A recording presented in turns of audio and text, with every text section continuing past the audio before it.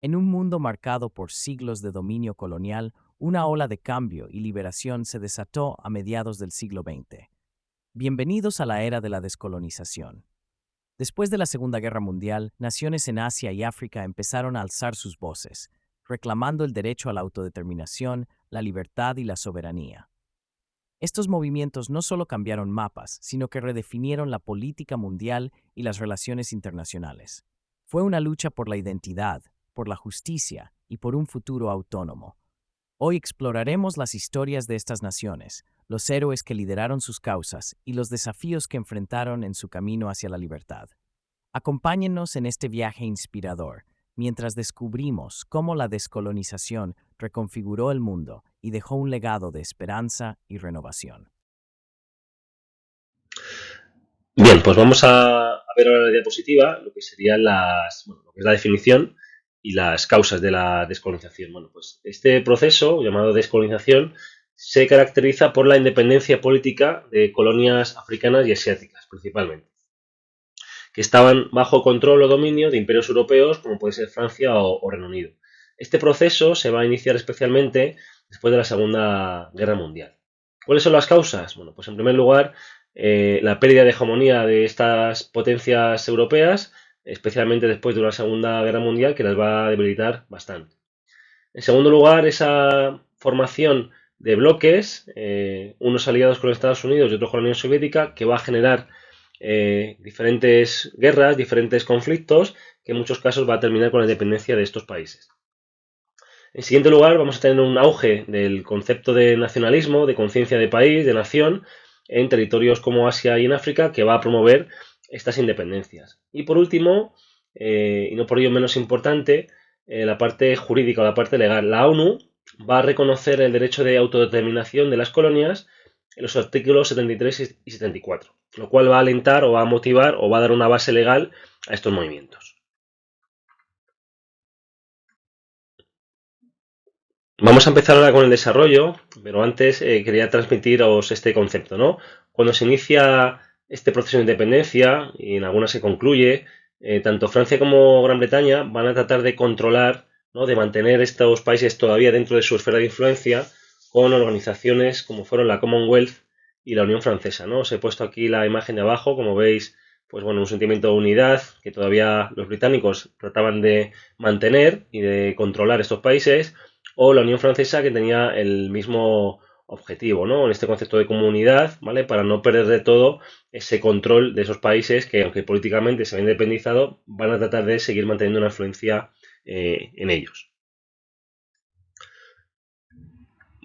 Por último, antes de terminar con el desarrollo, vamos a ver que hubo dos tipos de descolonización. Una sin violencia extrema, en unas guerras importantes, como pudo ser en el caso de la India, en la que la metrópoli entendía que es un proceso ineludible y que no tenía sentido resistirse, o otro modelo, pues con una gran independencia en el que la metrópoli se niega a dar la independencia y va a ser por medio de una guerra quien va a dirimir quién gane el conflicto, quién si se independiza la colonia o no, ¿no? Casos claros como Argelia o Indochina.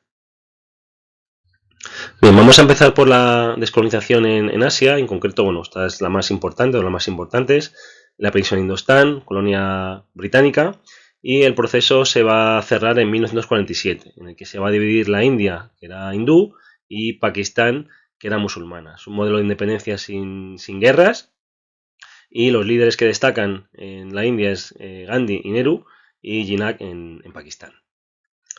Bien, el siguiente caso es el de Indochina, en una colonia francesa que estaba formada por Laos, Camboya y Vietnam, en el que bueno, pues Ho Chi Minh va a declarar la independencia en el 45 y se va a generar un conflicto armado, la guerra de Indochina, que va a durar entre el 46 y el 54. Se va a cerrar la guerra con lo que se conocieron como los Acuerdos de Ginebra, en el que se declara la independencia de Laos, Camboya y Vietnam se va a dividir en dos, la del norte, que era más procomunista, y la del sur, pro-occidental. El siguiente caso que quiero señalar es el de Indonesia, que era una colonia de los Países Bajos.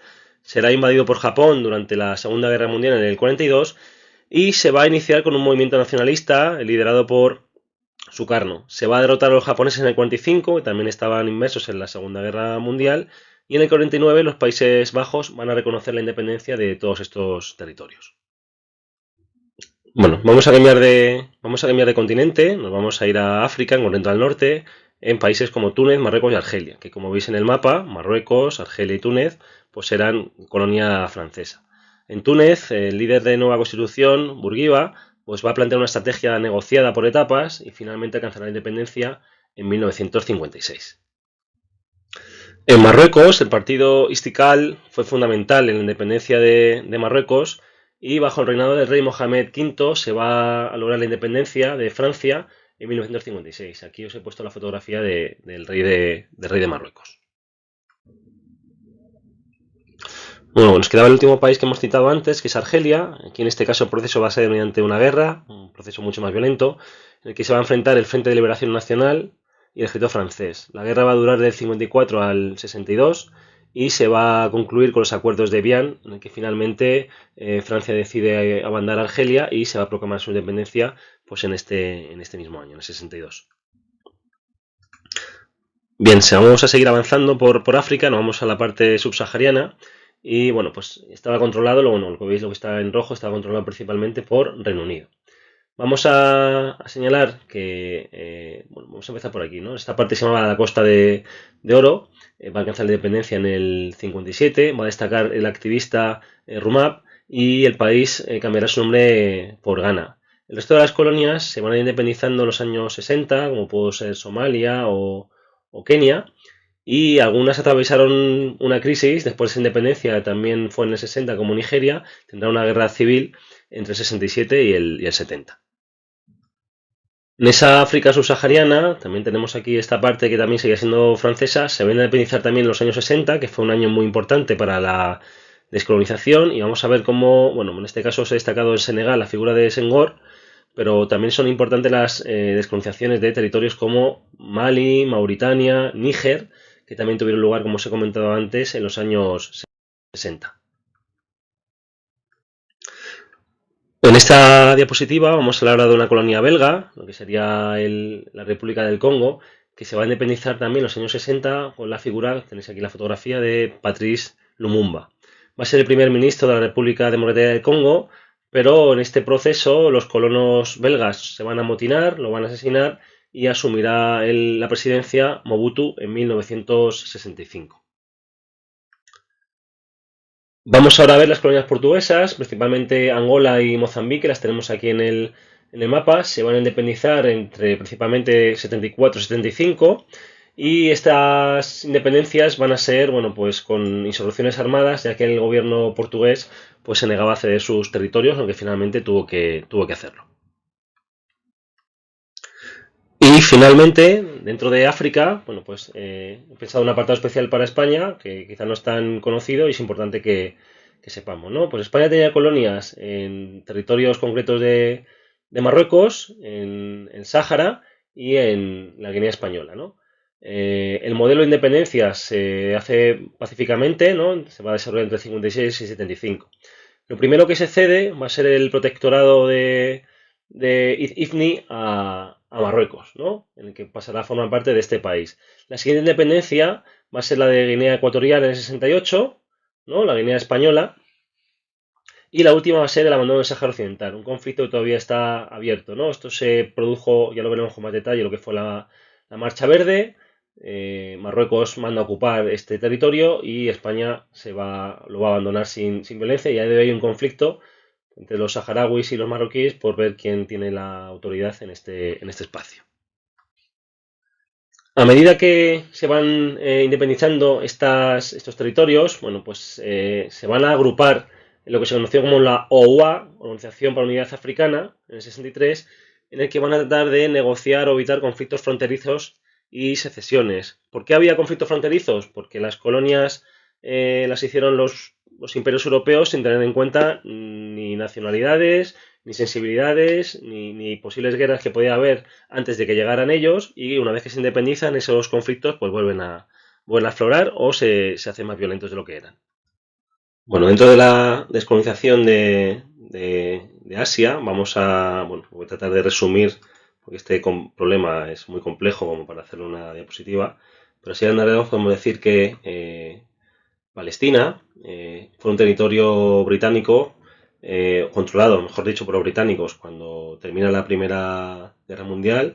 Bueno, pues la Sociedad de Naciones le da el control de este espacio, ¿no? Especialmente a partir de los años 30 va a haber una migración importante hasta esta zona debido al antisemitismo especialmente, el movimiento sionista y bueno, había una declaración, la declaración Balfour, años antes, en el que bueno, parece que Gran Bretaña estaba, bueno, era favorable a, bueno, pues a crear un Estado judío en este espacio. Los británicos después de la Segunda Guerra Mundial en el 47, debido a los conflictos entre judíos y árabes, se van a retirar de este espacio y la ONU va a decidir pues crear dos estados, ¿no? Lo que sería un estado árabe que es Palestina y un estado judío que es Israel. Israel se independiza en el 48 y automáticamente, bueno, pues va a haber una guerra árabe-israelí que va a terminar con la victoria de Israel, ¿no? Lo voy a dejar aquí, ¿vale? Pues que esto es un poco el concepto de descolonización, lo quiero meter aquí como uno de los conflictos, pero esto, bueno, pues llega hasta el día de hoy con la actual guerra que hay en la franja de Gaza. Otro de los problemas generados por la descolonización es el de Canal de Suez. Como veis, que el Canal de Suez es este espacio de aquí que da acceso desde Asia a pasar por África y da acceso a Europa, ¿no? Es un punto estratégico. Después de la independencia de Egipto, este espacio va a seguir controlado por empresas francesas y británicas. El presidente Nasser, en el 56, pues va a nacionalizar el canal reclamando sus beneficios. ¿Qué va a ocurrir? Que Francia e Inglaterra, junto con Israel, van a invadir ese territorio y la presión diplomática de Estados Unidos y la Unión Soviética les va a obligar a retirar los ejércitos.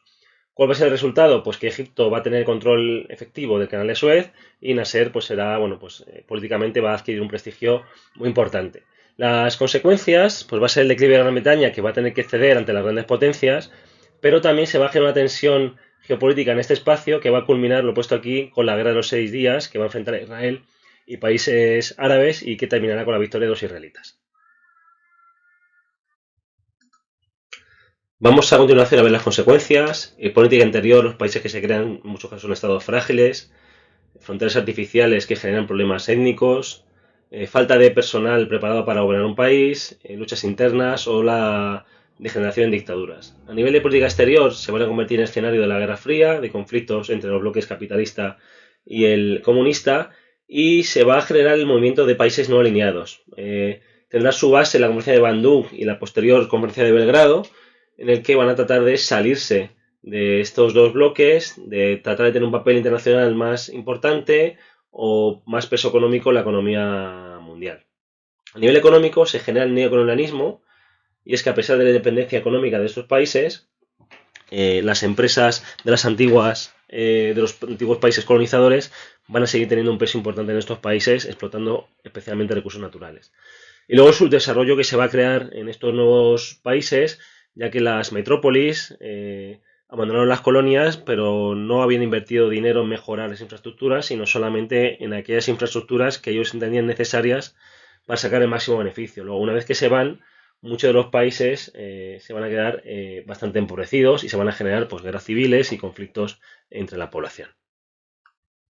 Bien, por cerrar el tema de la descolonización, vamos a desarrollar un poquito más estas dos conferencias que os he citado antes. La de Bandung fue en el 55, fijaros, participaron 29 países y defendían el derecho de autodeterminación de los pueblos, se condena el colonialismo que han sufrido y la discriminación racial, tratan de buscar un frente unido internacional y se critica esa carrera de armas que tenían principalmente los dos bloques, ¿no? El comunista y el capitalista. En la conferencia de Belgrado, que tiene lugar años más tarde, en el 61, los países del tercer mundo seguían en una situación muy débil a nivel económico, a nivel político, y tratan de buscar una reestructuración del mundo para poder mejorar. Se funda oficialmente el movimiento de países no alineados, que trataban de buscar una neutralidad en esa guerra fría que había entre los dos bloques y tener un papel más importante en la economía mundial. Bueno, pues espero que con en este breve vídeo pues, se hayan quedado claros los conceptos más importantes. Muchas gracias.